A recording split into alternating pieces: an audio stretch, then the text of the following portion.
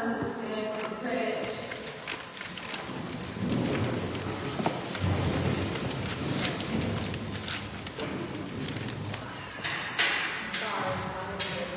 I pledge allegiance to the flag of the United States of America and to the republic for which it stands, one nation under God, indivisible, with liberty and justice for all.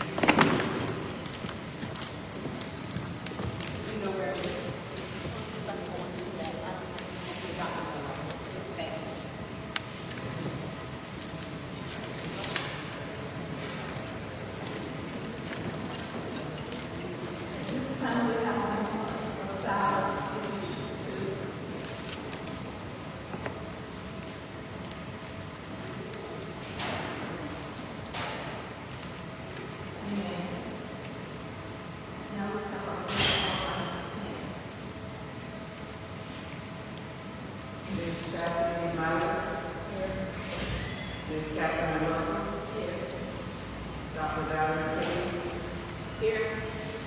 Ms. Althea Carter. Here. Ms. Sarah Mayer. Here.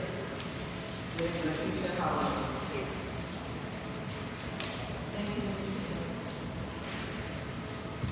Now we're down to approval of minutes in order for our October 2023. Motion.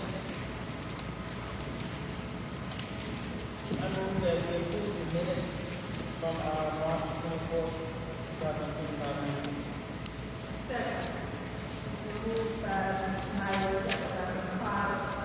All in favor, let me know by saying aye. Aye. Any opposed? So moved.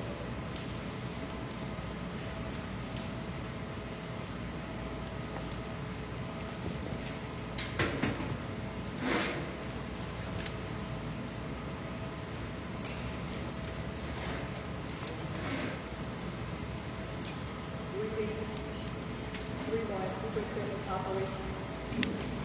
Reading. Superintendent's operational update, curriculum, HR, capital updates, and CTE expansion. 3.2, adult education, consortium, joint standards. 3.3, 2025-2026 course approval, action required. Mr. Sanders.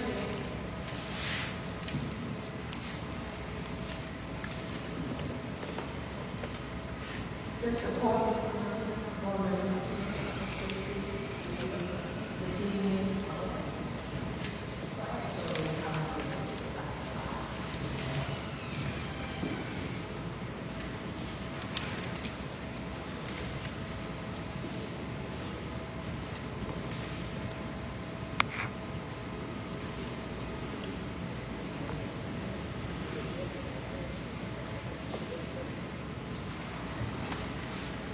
Okay, good afternoon to everyone. I would like to go over, it's okay. Every month I do the superintendent's operational update, so I'd like to go over some of the things that I've been doing for the month. We had a principal leadership meeting, various staff members have attended data meetings. We had our strategic planning meeting, which was led by Patterson. Attended the MLK oratory. Yes. Yeah, Can you all hear me? in the audience. I'm trying to. Can you hear me? Okay. Thank you. So I had a strategic planning meeting. We had the MLK oratory contest. We've had executive cabinet meetings as well.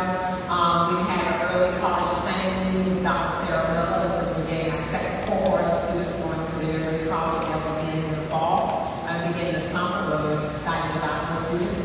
We've been doing budget planning meetings over and over and over again. And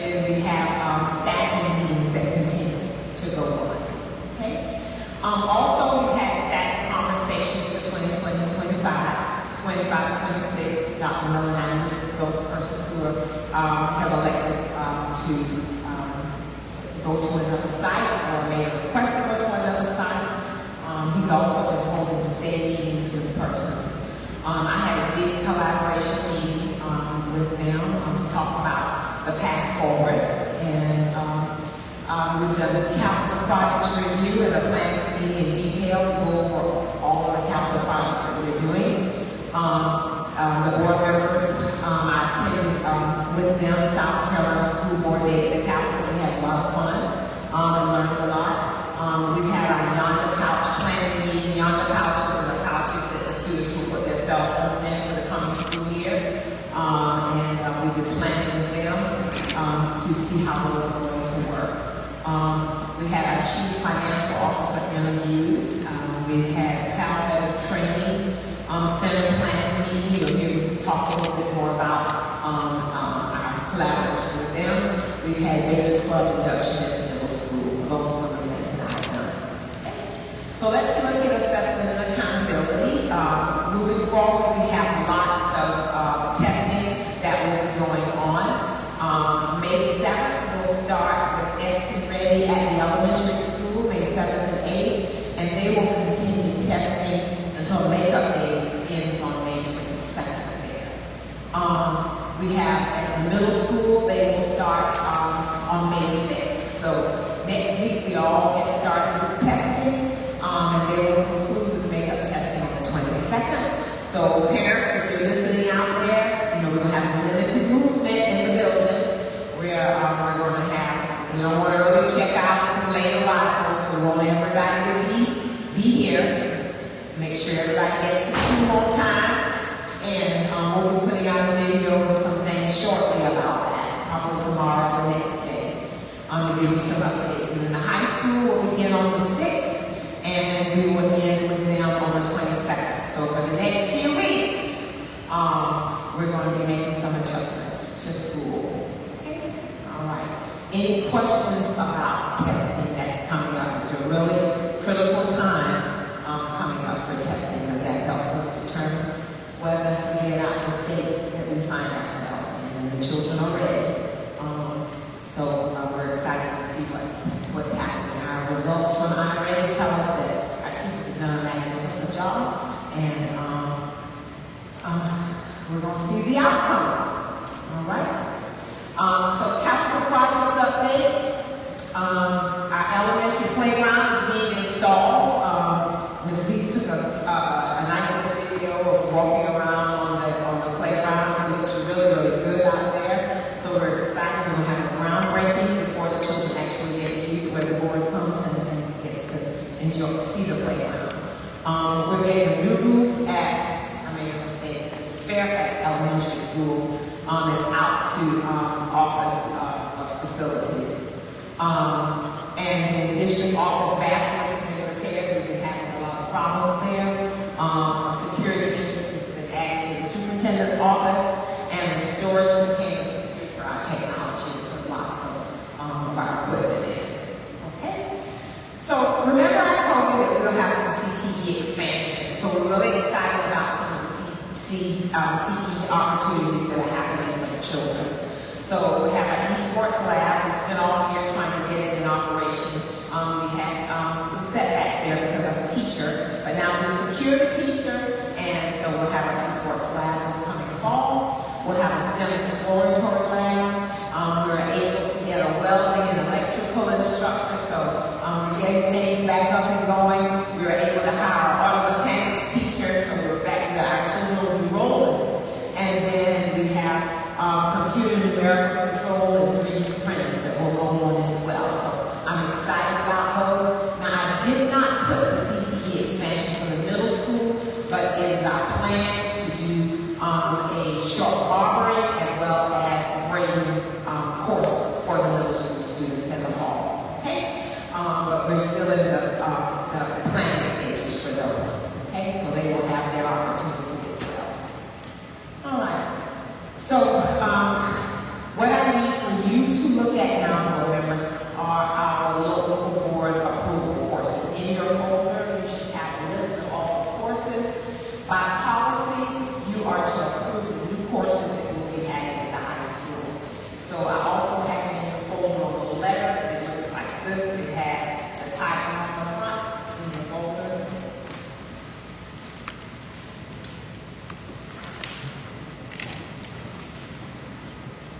Those courses, we are adding a guided course. We're going to add a guided course. And we always put the course code there because it's your responsibility to approve those new courses by state law. We're having a math strategies course that we're adding. We're adding the STEM exploratory lab, and we're adding the college and career prep study hall for our students as well. So any child will be able to take some of those additional courses. You have any questions for me about any of those courses that we're offering? You have a question, just The writing, how many grades are you doing that? 9 through 12? it will be offered to 9 through 12. Any other questions about any of the additional courses? I can explain some of the math strategies. Will be a year-long course that goes along with Algebra 1, or it could actually go along with geometry, because we have to change our sequence of math. And the college and career prep study hall, it's so that children can prepare for any of the WIM assessments that they ASVAB, so they can prepare for any of the end of course assessments. They need to finish some additional work so that they can be a completer in the course and in a pathway. So that's one of the reasons that they finish additional assignments that they need to do. So we want to make sure that our children are successful. So that's why we're adding a college and career study class there. Anybody who has not made their completer, past ASVAB, or a WIN, they have to take that to get some additional support, because it counts towards our graduation scores. Any questions? Okay, so what I need now is a motion to accept the courses and a second, so that I can send that up for state approval. This is coming from the principal at the high school. I think that the letter you have there is signed by her. She's making that request. Althea Carter, motion that we approve the courses for Alabama Fairfax High School as presented to us, the writing, math strategies, STEM exploratory lab, college and career prep study hall. Second. It's a movement property secretary, accept the request for permission. Our principal, new courses, math, STEM, college, career prep study hall, all of them, let me know by saying aye. Any opposed? So Thank you so very much. Okay, so it's that time of summer school. So we're in the beginning stages. We're actually in the end of the stages. We have a big meeting tomorrow about summer school. So right now, I'm gonna say today. I'm gonna say it again right now. Summer school is June 9th to the 3rd. Okay, begins at 7:30, ends at 2 o'clock. And we're having various programs. This is what we have on the plate so far. We have SURDEP. We have Engaging Creative Mind today. We got that grant today. Academic and Arts Integration Camp.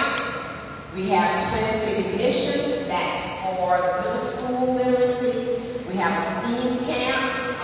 It's middle school math. That's going to be focused on just middle school math.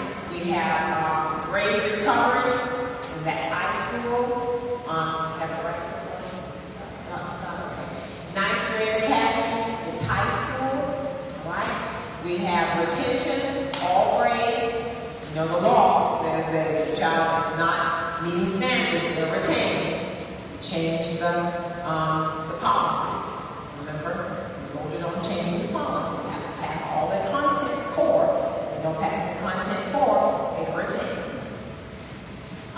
Read to Succeed, that's for elementary. Compensatory services, we have to do that for elementary. I think it's only elementary, right, Mr. Carter? All right.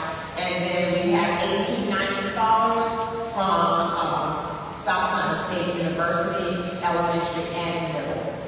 Did I leave anything off from the committee? Okay. All right. Any questions about summer school from the board? I might ask for some additional money from fund balance. I'm going to try to find it without. Okay? I'm going to work. Have a little slip up there, so we'll see what we're able to do. So that's summer school. So we're excited. It'll be open to lots of students. I want to talk with you a little bit about the Read to Succeed, because I want parents to really understand. This lead is here, they can help me if I miss something here. But the new Read to Succeed law says that if students are not ready in third grade reading to move on to the next grade, if they're at any of the lower does not meet categories, they are automatically retained and they have to go to summer school. So that ups the number of children that will be eligible for summer school. So hopefully we won't have a lot of children in does not meet category, but any child that does not meet category now will come to summer school, okay? In literacy. Right? And then it gives you the option to have those students who are not ready, but who are not on grade level in first grade to also come to summer school. I'm supporting the first grade summer school legislation because, as we know, early intervention and early reading helps us through the other grades. Okay? So those children who are identified, and principals are working on identifying those students in first and third grade, because you can kind of project now who is going to be in the does not meet category preliminary. They are having a summer school meeting tomorrow, so we can see the number of children that could possibly be here for first grade and third grade. So summer school will be expanded this summer. Okay, and then we're having some options for children who are in enrichment as well. That's why you see the STEAM camps and some other things as well for the children this summer. Okay? All right. Any questions from anyone about summer school? Yes, Mr. Hart. Good afternoon. For example, is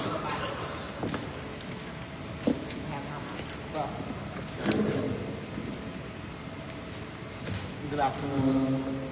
I'd like a question. If a student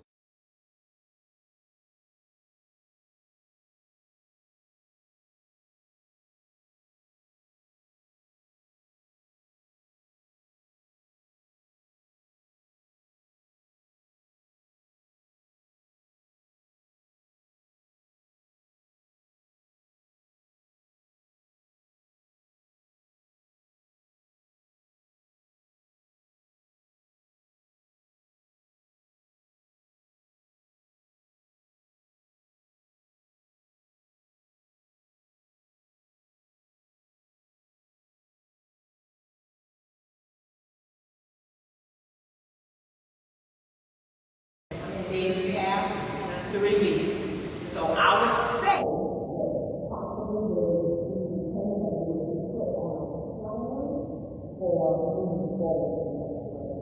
okay. All right.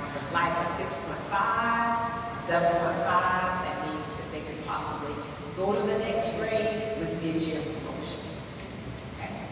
I'm going to a meeting tomorrow in Columbia about third grade retention, where we're looking at what we're going to do with the number of children that are not going to be able to go to the next grade and organizing something called a 3.5. thanks very much. You're welcome. Okay. Any good question? Good question. Anyone else? Okay, so board members, when you get those calls from parents and my child is being retained, I didn't know it, I can tell you the principals have worked hard with those critical decision forms, and parents have been notified all year long, so they can't come to you and say, this is the first time I'm hearing that my child is not passing. Okay? All right. So quick look ahead. We'll have a budget presentation. So Ms. Jackson and myself and Ms. Grant and a couple of the board members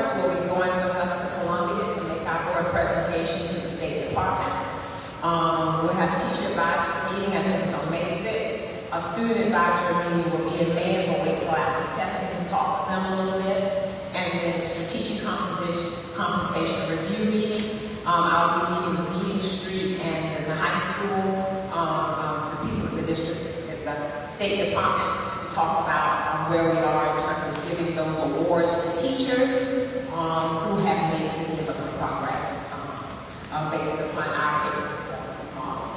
And staffing conversations will continue. The principals will get an email from me tonight about some staffing conversations because our enrollment has dropped, so we need to make some additional adjustments.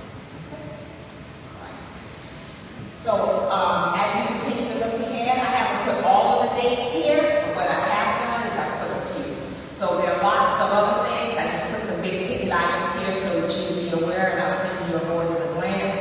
My first library is May 1st. That's for the elementary. That's where our kindergartners get 5 or 10.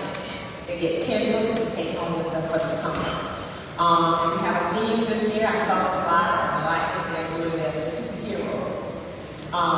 And that we have STEM night. Is that still on? Ms. Lee, STEM night is May 1st that evening. All right, come out to that. Kindergarten graduation is May 29th. I believe that's 9 o'clock a.m. And then we have, I made a mistake spelling. 5th grade graduation is May 30th.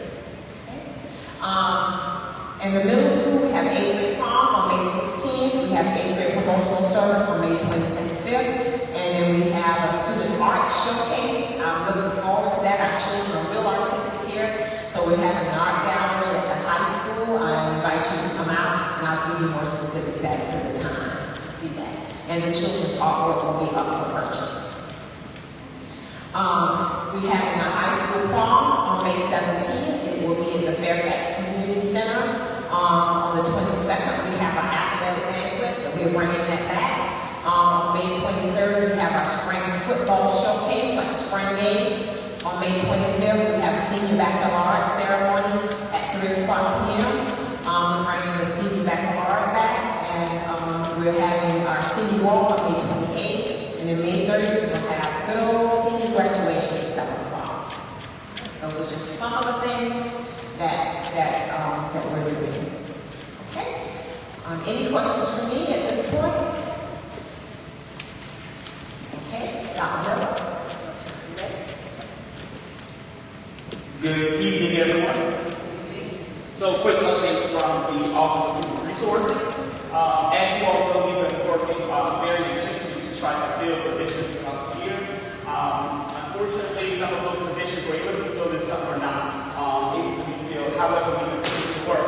At some point, I had to transition thinking around not really being concerned about, at this point, the number of days that we have prior to testing. The mind shift had to change from 24-25 school year to 25-26. So with that being said, we're still having these vacancies listed just so that you can see that at the elementary school we still have the 5th grade math and science vacancy, the 6th and 8th grade math teacher that's been held by the full-time virtual, a math teacher position at the high school also held by full-time virtual, the Spanish teacher as well, full-time virtual. Our building construction teacher position was currently held by a long-term sub, as well as the STEM and esports teacher position. I will let you know that we have secured someone for the STEM, as Dr. King said, that we secured someone for the STEM and esports teaching position at the high school for SY 25-26 school year. Also, we're still seeking an academic trainer as well for our district. When we think about classified vacancies, I mean, we can clap it up, but classified, we didn't have any classified vacancies. Yeah, that's definitely an accomplishment, right? And so we're going to continue to work on that because, as you all know, we'll talk about that in a few minutes. Letters of agreement and contracts went out at the 1st of April. So I do have to report.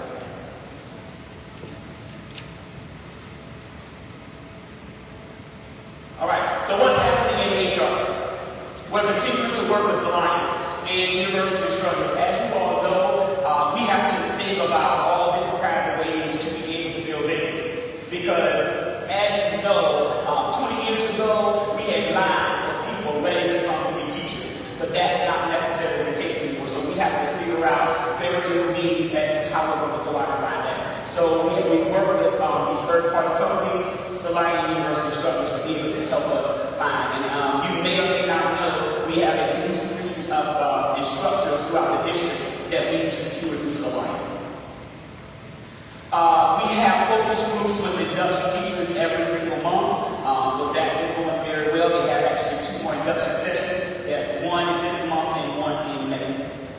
We've been conducting, as Dr. Katie said, a staffing conversations before we left before we left for the spring break season. We were able to provide follow-up letters to those individuals, just letting them know, hey, we just want to remind you about the meetings that we had with you, and these are in terms of what's going to be happening for FY 2025-26 school year. Conducting state interviews, it is very important. Retention is the new recruitment.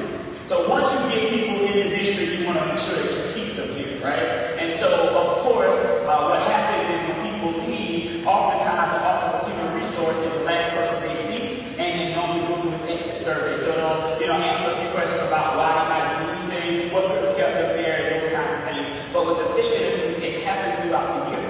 And so what my office has done is have randomly selected people to actually talk to for the state interview, and most recently, before we went home for the break, I sent out 35% of our workforce population received a state interview electronically. And so we're still working through that data right now to be able to analyze the data, and that data is going to help us to be able to see that, for example, what would make someone stay in our district? What kinds of things would cause persons to be attracted to Alameda instead? So those are the kinds of things that we're receiving and being able to make updates based on that. Rollout of the climate and culture survey.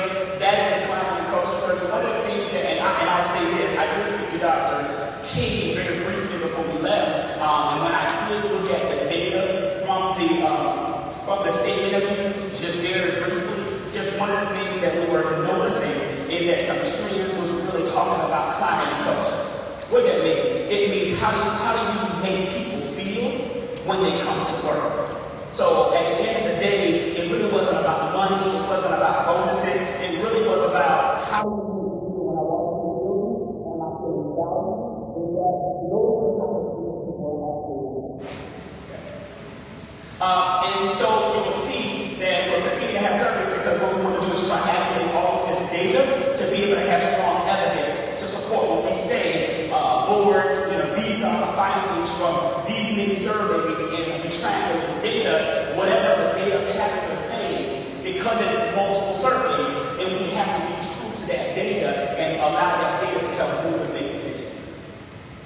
So we'll have a climate and culture survey through update May 22nd through June the 4th. And then we will have district leadership data debrief on the week of June 9th, and then a superintendent and principal coaching through upbeat mid to late June. I'm working with Dr. King and other district leadership staff on the updates for the employee handbook as well. We are looking right now, we may end up having to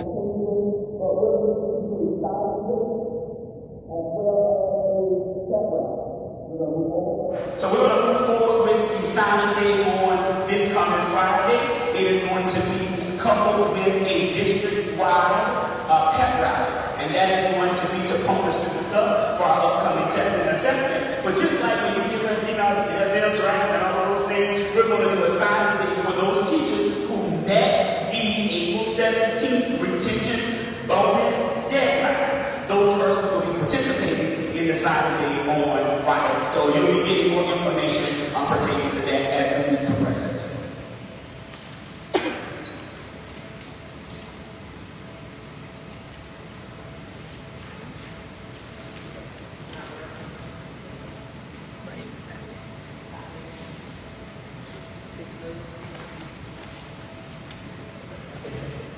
Thank you. Any questions? Thank you, Dr.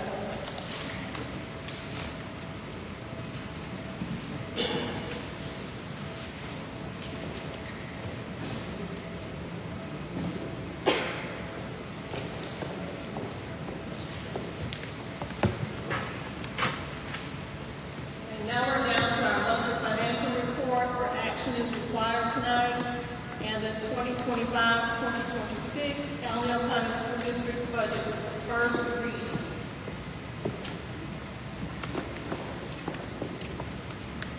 Good evening, everyone, board members, community. We're going to go over first our financial statement for the month of March 2025.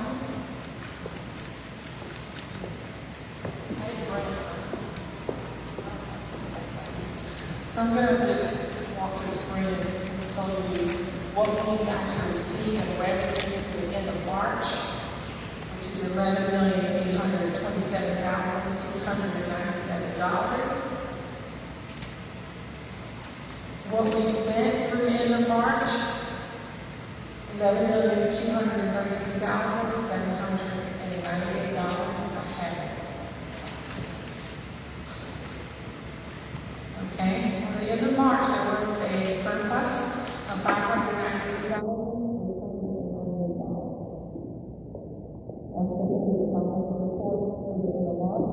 Are there any questions? Thank you. Oh, can I have a motion to accept the financial report for March 2025? Financial statement. I, Althea Carter, move that we approve the financial statement report as presented by that school district. Is that what you're asking? The March financial statement. I, Althea Carter, move that we approve the March financial statement. Moved by Board Member Carter, second by Board Member Minor, to accept the March financial statement for 2025. Any questions? All in favor, let me know by saying aye. Aye.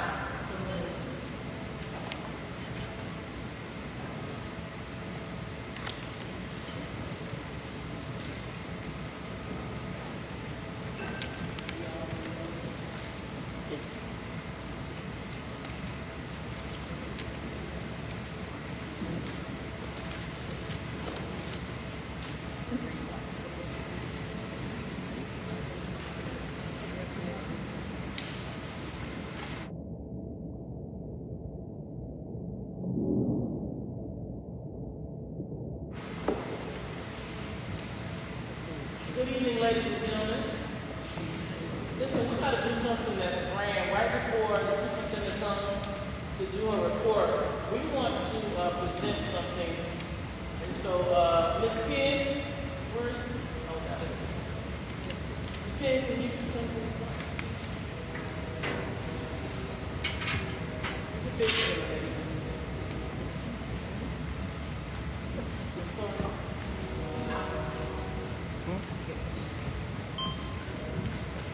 You're so good to us. We appreciate everything you do.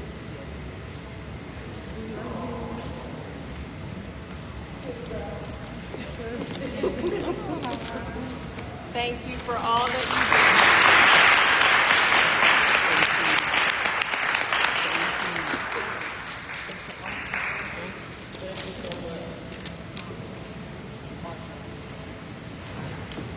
Superintendent's report, student recognition, employee recognition, and parent of the month.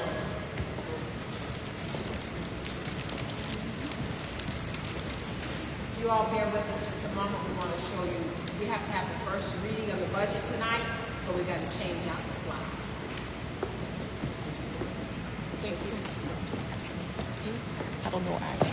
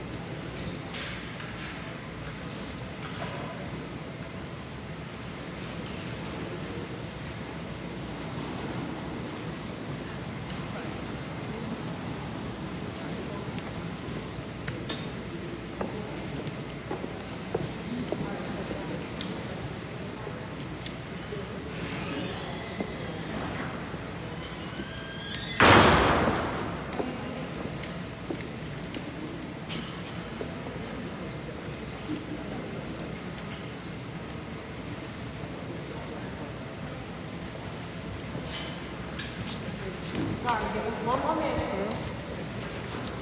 We'll change back.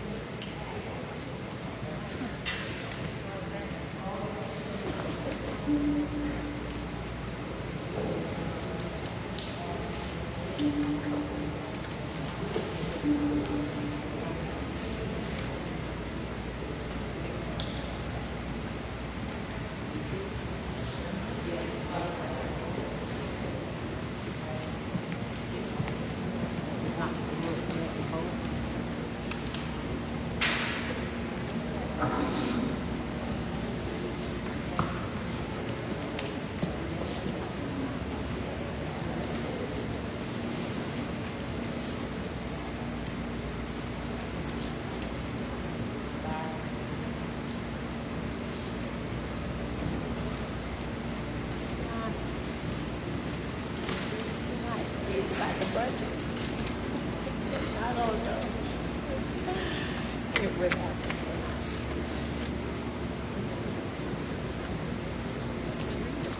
Yeah, she'll read it. Just hold on, Miss Brown. She got a copy. You got a copy? Yeah, she can just read it right now. Yeah. Okay. We're gonna get started. We're having some difficulty here with getting it all set up. I have a copy if somebody would like to read this time. Okay, other than that, she's gonna read it. Okay. All right.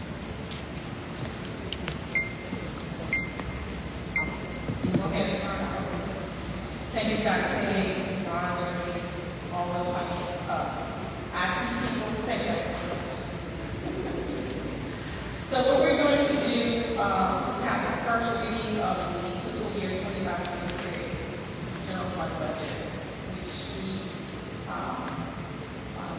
myself, the board, Dr. K's executive team, we've had a great discussion on the budget prior to tonight. So what you're going to hear tonight is not going to be new. It's just what we've already talked about. And keep in mind, when we talk about what I'm going to present to you tonight, it's not in written terms, it's not final. Because we're still waiting on crucial information from the state. As you know, they do the last hour things. We got a meeting on last Friday as it relates to state aid classroom, where the charter schools are being budgeted at a higher rate than the public schools, and that's going to cause all of the public schools to have a larger reduction in revenue for this school year. But we don't know what that looks like yet. They're still holding that information, so we don't know how much of a reduction that is. So, but I'm going to give you the best information I have at the time. And myself and Ms. Jackson will be traveling to Columbia tomorrow for a roundtable, financial roundtable. We're hopeful that they have some more information, and then we'll share that with you as we get in. So what I'm going to do is try to give you the most current information that I get, and as things change, I'll let you know. It's the best I can do. So what we're going to go to the budget calendar slide. The only change on the calendar slide is meeting with the Department of Education on next week on the 7th. Dr. K mentioned some of the board members will be traveling as well. Ms. Jackson and I will be presenting the budget as we know it at the time to the State Department of Education. So, all right, moving on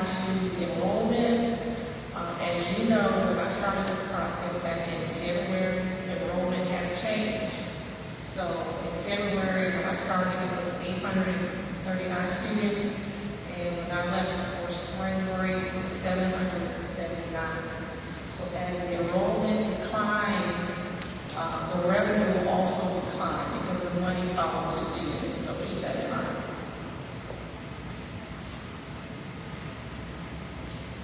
Moving on to slide number 6, talking about budget priorities. One of our priorities, Dr. Miller mentioned, is recruitment and retention. That is very important in order for us to be successful in the district. So we're working really hard, making sure that we're able to retain the people that we have. And Dr. Miller and the whole team is also working extremely hard on trying to recruit certified teachers for the vacancies that we have. We do have some other priorities like our school improvement, not just the physical capital projects, but also student achievement. So that is very important to the district in order for us to continue to grow moving forward. And also be very fiscally responsible. So with that being said, being fiscally responsible, we were given a task, a goal by the Department of Education to reduce the budget by approximately $3 million, and we talked about that. That's extremely hard, but we really worked towards that goal. We came close, I would say close, but we're still working towards the goal. Dr. Kate mentioned we're going to meet on Wednesday to go over some staffing as the enrollment declines. As you all may know, the need for FTEs also declines. And so Dr. Kate and the principals and the rest of the administrative staff will be looking closely at enrollment and see where or what FTEs that we may not need to replace. I think that's being physically responsible for the district in order to continue to sustain the revenues that we put in place for teacher salary increases in order to continue to budget fully for students. So we're going to be looking at that closely on Wednesday. So on slide 7, those are some projected cost savings that we talked about in our meeting. These are FTEs, and some of them are services. That hasn't changed since our budget workshop. I can go down the list for those who don't have a copy of the sheet. But some of the projected cost savings we were able to find is the elimination of a FTE in finance, the elimination of an FTE in technology, the elimination of the lawn maintenance contract, the elimination of an assistant principal. There was elimination of one PowerSchool clerk, one maintenance worker, the media specialist that we don't have. That position has been budgeted for years, and as you know, as Dr. Miller knows, it is almost impossible to find a certified media specialist. What Dr. King has done was she's going to have the certified person at the high school split their time between the high school and Ellendale Elementary, but there will also be a media support person that will be in that media office full-time. There's also an elimination of an ESOL. That's an FTE. Right now we have an ESOL person that's contract services. So this is the elimination of the FTE. There was elimination of an ISS teacher assistant. We're reducing one reading coach. We're reducing an office manager. There will not be any sign-on bonuses like it was last school year. Sign-on bonuses are going to go away, and now we're going to be doing performance pay. Also, Kelly Services, we use them for a substitute. That will also be done in-house, so that contract will be eliminated. A PE teacher and a maintenance supervisor. That role has been added to an employee who's already on staff. Some additional duties. And we're good with that slide. Any questions on that slide? Okay, thank you. Slide number 8. In our last budget workshop, the board agreed on the increase for certified teachers at $1,500 per cell. Right now, that is what the House approved, $1,500 per cell. Right now, that is what it's going to be, and unless something changes between now and when they finalize the budget at the state. So we have also increased the teacher salary schedule by $1,500 per cell.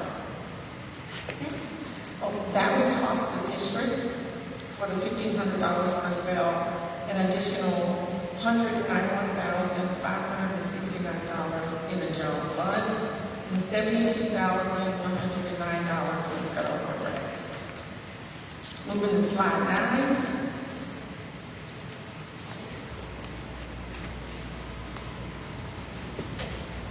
Slide 9, we're going to skip slide 9 because we've already approved slide 8. For the 15, slide 9 would have been the $3,000. I thought I deleted that, but I didn't.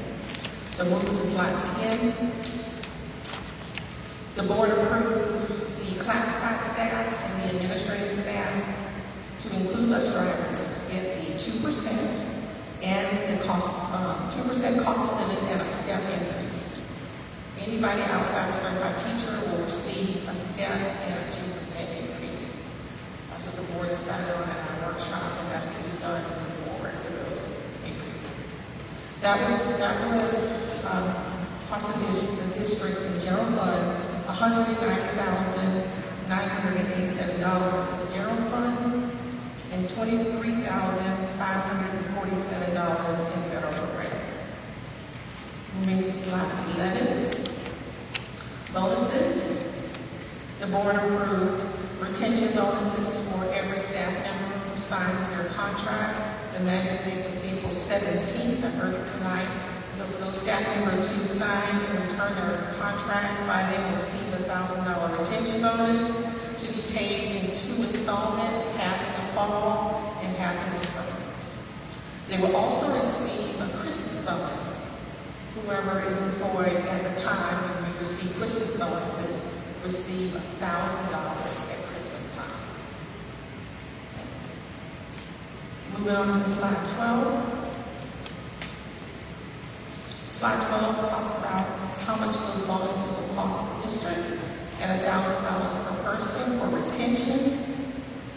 That's a total cost of $217,533. That includes FICA and Medicare cost. And that would be $217,453 for retention and another $217,453 for Christmas, because it's the same amount. Any questions? Thank you. State legislative updates. We know that there's going to be an increase to health insurance costs at a total of $36.76 per subscriber. There will also be an increase in health insurance of 4.6% for retired employees. The State House and the Senate also agrees on the elimination of the Bachelor's Plus 18. What that means is every employee that has a Bachelor's Plus 18, the state will no longer fund us at a Bachelor's Plus 18, but they will only fund us at a Bachelor's. But the board has decided that for those employees that have a Bachelor's Plus 18, we will continue to pay them at a Bachelor's Plus 18. However, any new employees coming in the district will be paid based on the state scale, and the state scale will not have a Bachelor's Plus 18 moving forward. If that changes, I don't see it changing. I think that's what I gotta say. And we also talked about $1,500 per cell. So. Okay, moving to slide 14. Don't have any questions on that slide. Slide 14. This is just a copy of our projections from the Ways and Means Committee based on the 45-day count. Like I said, we have the 135-day numbers. We don't have the projections of what that looks like yet. They're holding that, so I gave you a copy of what it looks like on our state aid to classroom. In the general fund, right now, we're losing about $36,000, but that's going to increase significantly. We don't know what that is yet. So increases, where you see retirement insurance, health insurance, that is due to the increase in cost.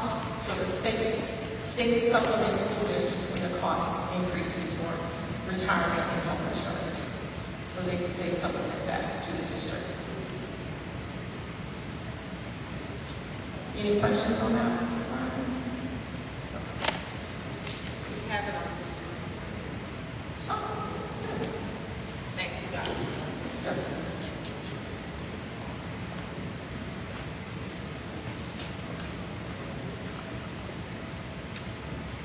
I don't think that's gonna work. Go ahead, keep going. Okay, moving on to slide 15. This is where we talk about meals. This is the sticky subject we don't like to talk about. So right now, our school has 32 meals on the books for debt.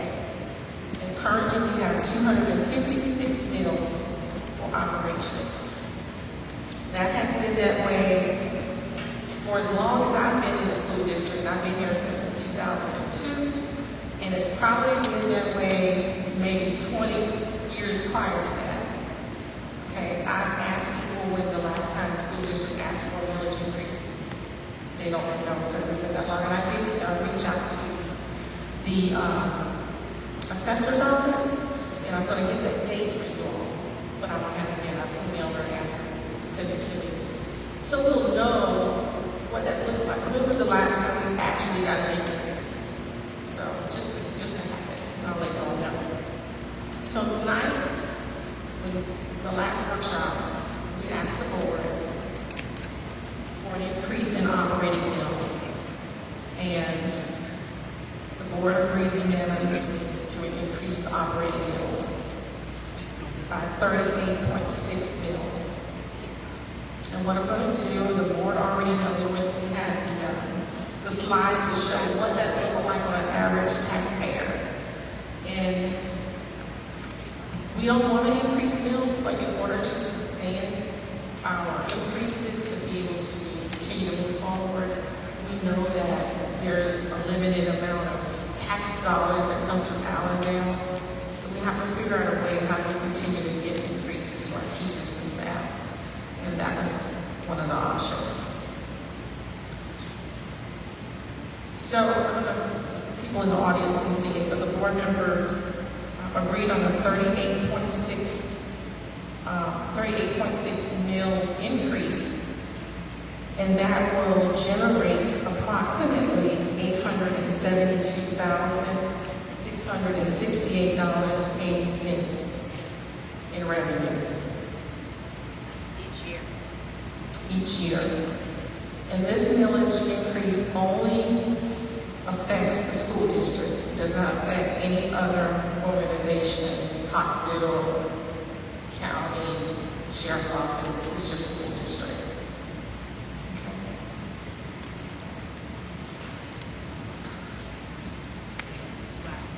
So, we'll just do slide number 17 because I clipped all the slides that we went over in our workshop so the community can see what that looks like when we increase the mills from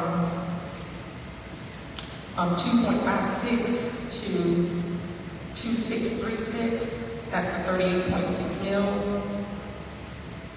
So if we have just for reference, if there is a $40,000 car that someone owns in the county, and currently they pay at 256 mils, their taxes on that $40,000 car is $614.40 for a $40,000 car. I don't know $40,000, some people do.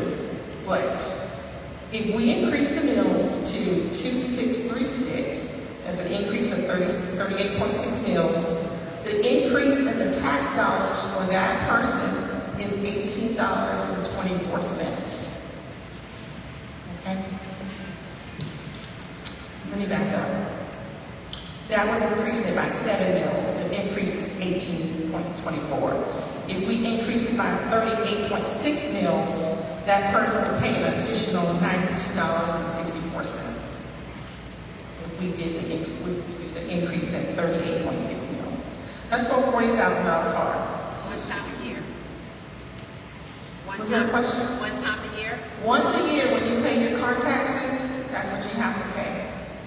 That's a couple of no Chick-fil-A's. If you have a $200,000 property, a house that you live in, and this is a house that you live in, you pay 4%, and you go from 256 mills, and you increase the mills at 38.6 mills, you would pay an additional, your tax at that time would be $2,048.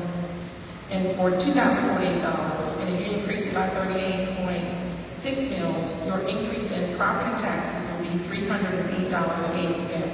But that is on a $200,000 house that you live in. There are $200,000 properties in Allendale. I don't know if there's a lot of them, but there are some. It may be a lot, I don't know. I've been here 25 years, I think. But that's just an example of what an average taxpayer will have to pay. That's the increase. Okay. Go to slide 18, and I'm gonna do a property, a car, let's see. Hold on a minute. I want to do something that's more realistic. So while she's looking, we did cars, we did houses, and did we do land? No, We ma'am. just did houses and cars. We have, we get your question. I'll answer it most definitely. Question? We do have a question for Okay. the audience. You have to come to the mic so you can speak into the mic if you will. We'll bring you. Love question. Questions?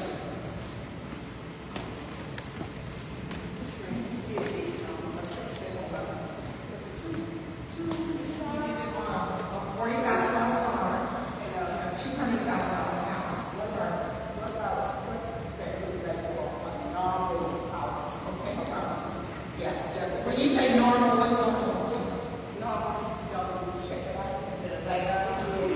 Lower or higher? Okay, I just want to ask you what your normal is. We did. We did. We did. Yeah, they are some. There are some. They don't come to public school. All right, so we did a residential property at 50,000. So we did an owner-occupied property at 50,000. Currently, the taxes on a $50,000 house is $512. Okay, if we increase it to 38.6 mills, that person will pay an additional $77.20 for that property. What was that on? What? That's a $50,000 owner-occupied property. Not a rental. You live in property. Did we do it on 100,000 too? Hold on. We did. So a $100,000 property, currently the taxes is $1,024, and an increase for the 38.6 mills, it would be an additional $154.40. Does that help us? Yes. And this is going to be public. Once we get the readings done, we'll put this PowerPoint on our website. Okay, for everybody to see the comparisons. Any more questions? Would you like any questions? Okay. More members? Okay. All right, we're gonna move on to slide 23. We're gonna talk about the capital projects that we are working on and will work on in 25, 26. We've started some of this already, but most of this will be in 25, 26. And Dr. K mentioned the new roof at Fairfax Elementary, where she would have the alternative school and another program. Can't remember the name of it. The new program, Spire. And also, I think there's outside organizations that will also be housed, like Boys and Girls Club. And we have a plan for Boys and Girls Club coming to the Fairfax Elementary School. They reached out to us. Fairfax Elementary is set to get a new roof. There will be an expansion of the alternative school program at the Fairfax Elementary, so we would need to renovate the inside and several classrooms and offices to accommodate those students. We'll be making changes to the bathrooms, the offices, making it presentable for students and staff, safe. We will be remodeling a room, a classroom for the music program.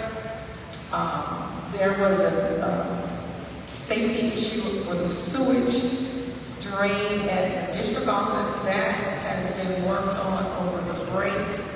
We did not have to do what we thought we had to do yet, because we're still just trying to make sure that works properly. They installed, and I don't know the right term for it, high pressure water flush valves, because they're saying there was not enough water and not enough force to push the paper to the drain, so they installed that over the break. Hopefully that works, because if you don't know, we've had sewage back up in the district office multiple times, and we don't want that to happen anymore. We want to make changes to the football concession stand. If you've been there, you know it needs to be renovated and replace the ticket booth. Also replace or repair the press box and remodeling to the high school weight room. So, Any questions about any of those capital projects that we're doing along overdue? okay, so how are we gonna pay for it? That's the question, right? So right now, we have about $17.1 million available in our capital projects fund that's in our financial audit, with an additional $6 million due to us from the Department of Education. Okay? So $21 million has been allocated towards the renovation project at the high school, middle school. So that leaves about $2.1 million that we can use for the other renovations. Okay? Any questions on that? If you have time, you can go to our school website and pull up, go to the finance page and pull up the audit document. You'll be able to see that for yourself in the audit. So if you wanted to take a look at that. All right, so we were on spring break last week, and I'll be honest, I didn't work as hard as I should have. But I did work, but not as hard as I should have. But LaShawn and I got paid. I aggravated a lot of people last week. But we're still working on the budget. Okay, I mentioned that in the beginning. But I do have a proposed roundabout budget for revenue next year, and that may change. It will change because we don't know the reductions yet. But if you look at this slide, and I'm going to look at the proposed 25-26, the levies for operations did not change because we know tax is going to change. So we budgeted that last year at $5,815,808. That's not going to change. The $60,000 that I budgeted last year to make with taxes, I removed it. If I look at what we're collecting, I removed it because I'd rather under than overstate.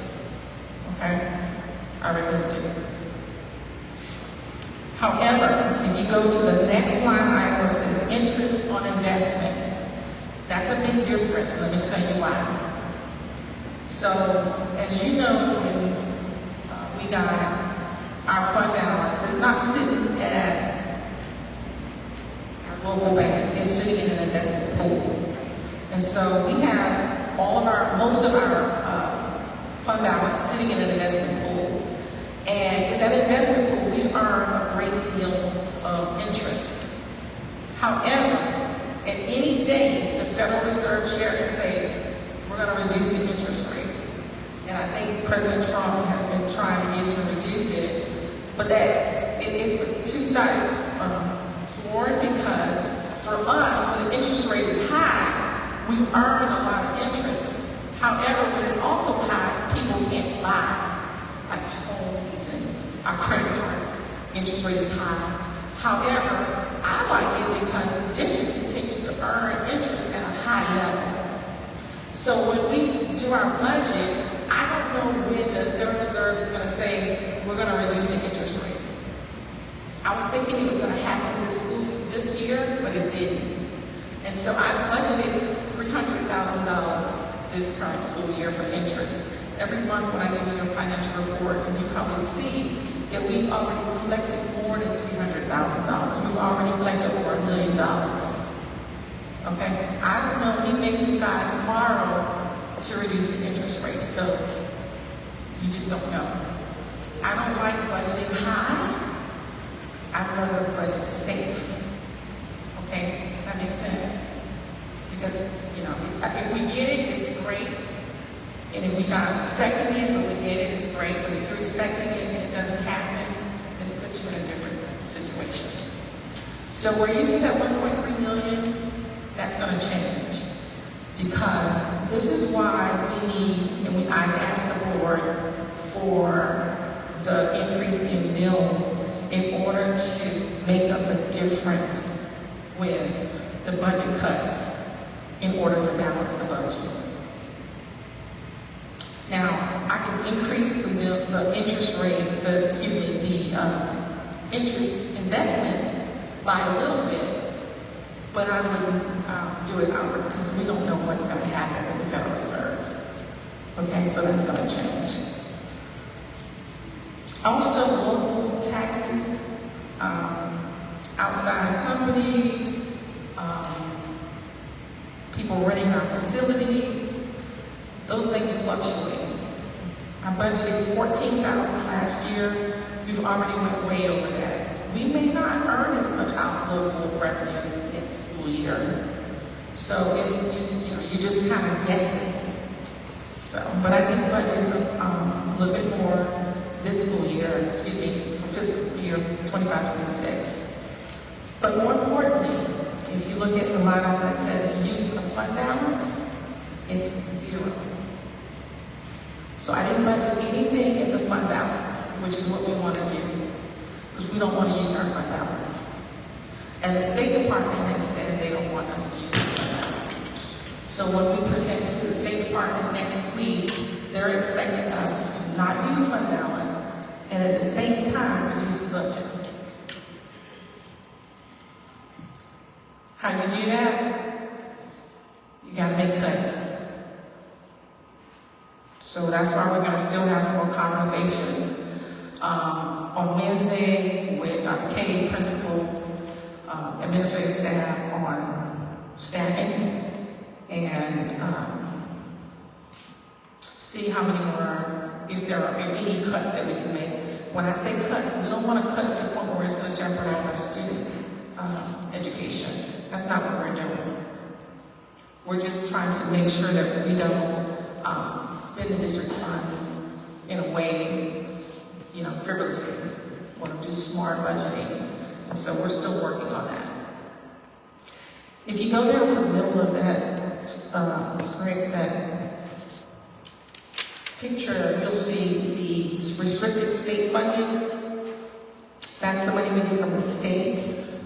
And you see there's a decrease in that amount, about $91,000. Let me say this. The amount of funds that I budgeted for fiscal year 24-25, that's not what we got. That's not what we're getting.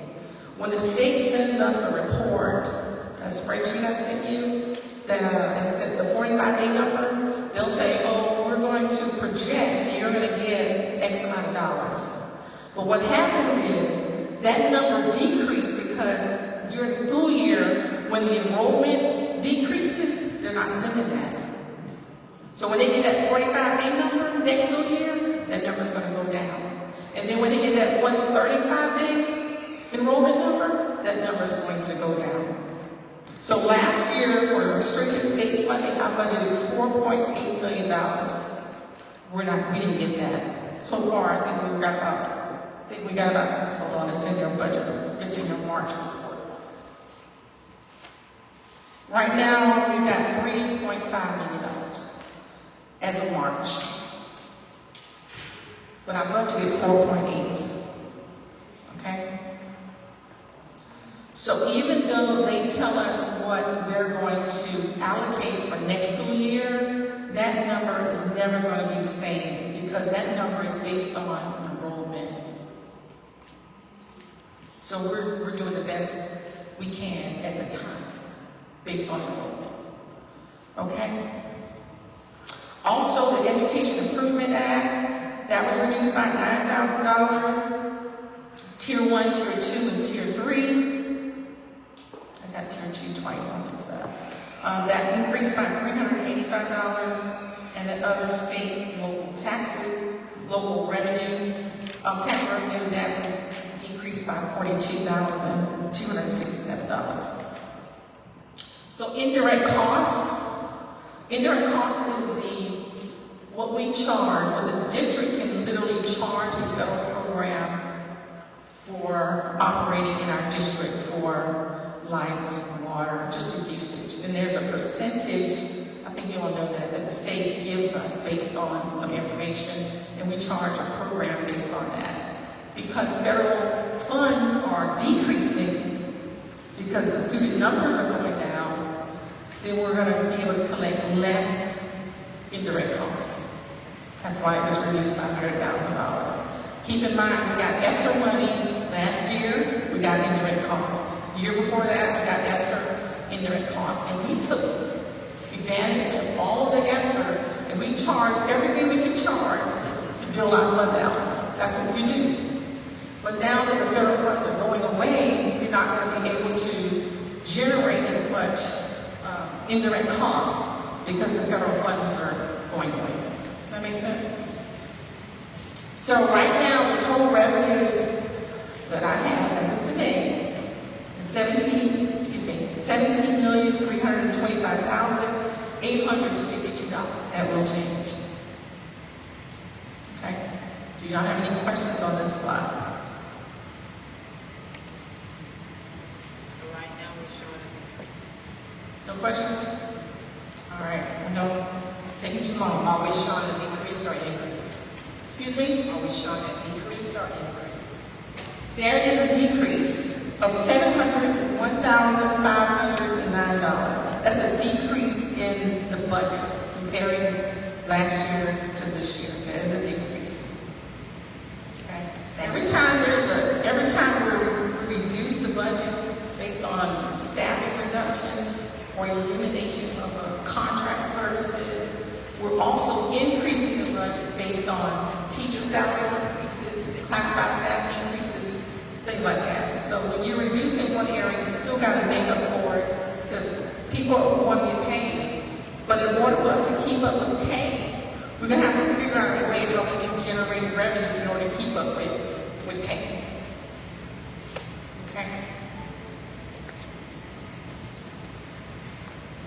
So, right now we're still working on classroom sizes to determine if there are true vacancies. Meeting on Wednesday, that's why today we do not have a balanced budget because I don't have a total expenditure for you today. Okay? And the revenue is also, it will change too. We're still waiting on crucial information from the states, like I said earlier. Once I get that, I will give it to you as I get it. Tomorrow, the roundtable, finance roundtable, Dr. Cade is going to be attending several meetings. We just don't know all of the answers yet. And as soon as I get that, I will bring that to the board. And on Wednesday, when we go to the Department of Education, I will have the budget balanced based on what I have right now, because I have to go with a balanced budget to the State Department. However, at the next reading, it may change. When I meet with you all, what I present to the state is basically what we're going to have to go with, because they're going to say, hey, you haven't cut enough. I think I presented to you $1.7 million in cuts. She may say, I need at least $2 million, or I need $3 million, because she asked for $3. And she's, depends on what she says, or whatever she's saying. And we're going to try to make it happen. Okay? So, meeting with Department Head on May 7th. Hopefully I'll have the ad prepared, ready for the newspaper to put the budget in the paper 30 days before the third reading. That will go in the People Signal paper. And then I'll meet with the board again at the next board meeting on May 19th. By May 19th, we should be stuff. Okay? And then, of course, the third and final reading is planned for June 23rd. Any questions, comments, or concerns? Any questions?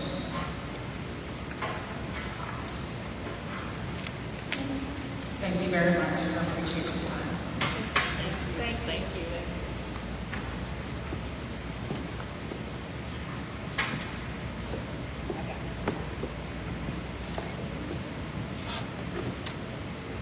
So, board, we need a motion. We're not approving the budget, we're just approving the review. So I need a motion to approve the first reading of the budget. And a second vote. I move that we approve the first reading of the budget. Second. The first reading of our budget, all in favor, let me know by saying aye. Any opposed?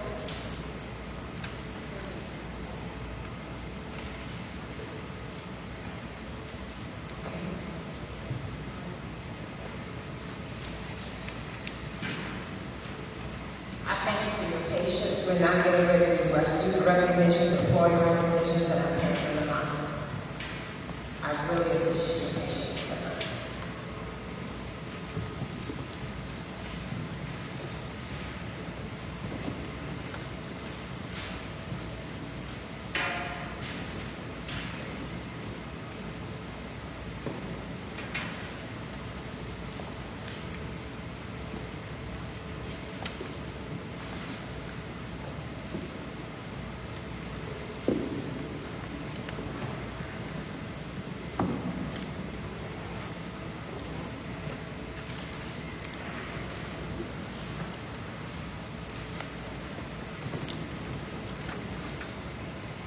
Okay, this is the time that we all get to recognize our students. They will receive a certificate and a $25 gift card. We have our students in the month first, and that's Rayana Platt. Is Rayana here? All right, Rayana Platt from Mount Olivet Elementary School. She's a very helpful student, and she knows where everything goes and is all putting things back in their place. So we'll congratulate Rayana. Jalela Walker, did I pronounce that right? Jalela? So Jalela Walker is a very well-behaved student and tries to do her very best academically. Well, congratulate Jalela. Then we have Nesta Amaya Flores. It's not here. And then we have Alma Amaya Flores. They're not here. Okay. And then we have another student. Okay, I think that's it. All right, then we have the middle school.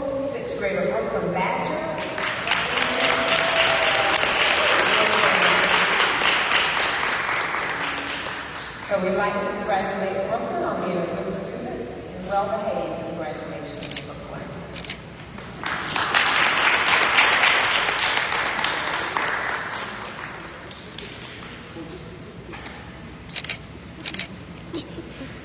And then next we have Fernanda Milan. Is Fernanda here? And then Tyler Drake. And then the high school student of the month, we have Zakari Jacob. And we'd like to congratulate the students. Give them all a hand. All right, let's see what's next. I would like to congratulate two teachers. They may be here, they may not be here, but we have two teachers who have won the SRN, the Savannah River Nuclear Solutions grant, and they're from the middle school of $1,500. And those two teachers are Evelyn Whitley Rogers and Mr. Trustin.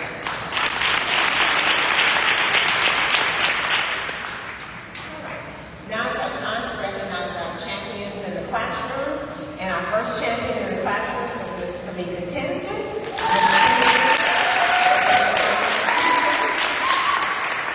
She is passionate about what she does and gives 100%.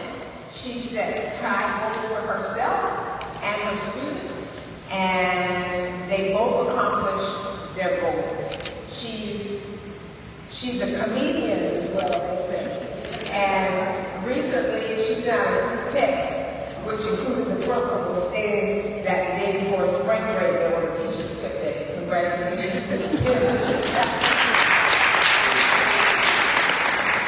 All right, and then next, the support staff of the month is Ms. Gloria Fields.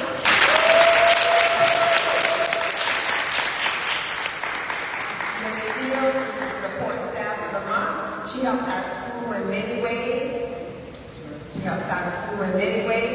Not only is she efficient as a power school clerk, but she is also our in-house decorator and florist. Wherever she is needed, she is a helping hand. Congratulations, just said amen. And for the middle school, we have our teacher of the month is Mr. Ashton Hart.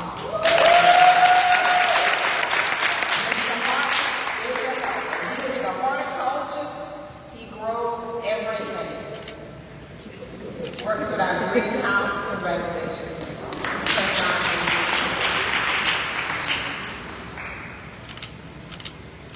Thank you so much. All right. Next, we have Ms. Ava Grant. Is she here? Okay. She's the support staff of the month. And then we also have another teacher of the month, and that's Ms. Danielle Lee. She is a well-organized teacher who develops inspiring relationships with her peers and students. All of her Cosmo students have earned their national recognized occupational as well. She's always eager to offer words of encouragement. And then we have our custodians, and one is Mr. Frederick Williams is here. Congratulations. Ms. Hartzall, I know she might be in the middle, she might be gone. And then Ms. Tawana Williams. And then the bus driver of the month is Ms. Elizabeth Ball. Congratulations to all of those. Now, we started something new this year, and it was our parents of the month. And our first parent of the month, we'd like to thank and recognize our high school parent of the month, and that's Ms. Crystal Isham. But I can testify that Ms.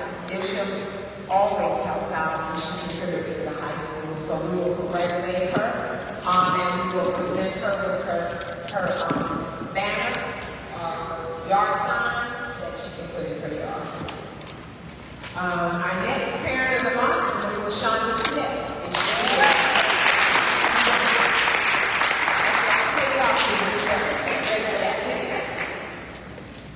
And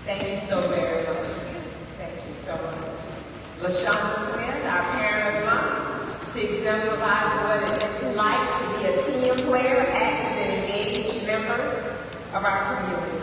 She's always volunteering and helping with a hand with fundraisers. She's nurturing, vibrant, and she wants to make sure that everyone comes to school with joy. Thank you. Last but not least, our elementary school is Miss Margie Bruton.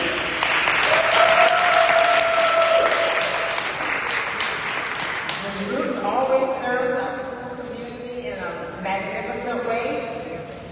All right, she's a dedicated kindergarten teacher assistant, and she continually goes above and beyond in her role as a parent and a second grade student, to her second grade student. She consistently shows unwavering support for her child's education.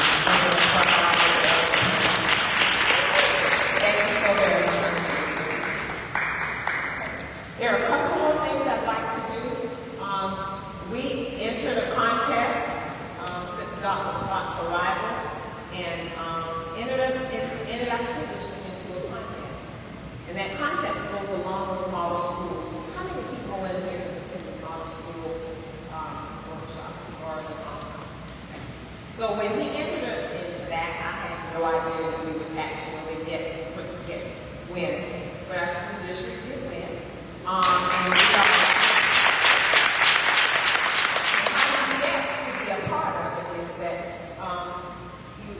an innovative school district is a school district who has to do things above and beyond so that they can make the ends meet and they can make things work.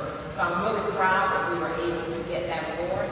So our school district will be able to use this flag, and we will also present at the Model School Conference this year. Can I get somebody to hold this up?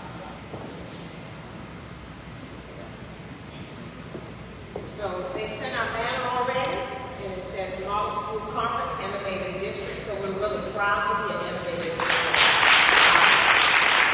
Because surely some of the things that happen here, they don't happen other places, because we have to do so much to be very good. So thank you so very much for entering us in that contest, and we're grateful to be able to have this school at district like this. We're going to do many things for our American students. I think that that's it for me. I don't have any more recognitions. Thank you for your time, and Ms. Russell, it's in your hands.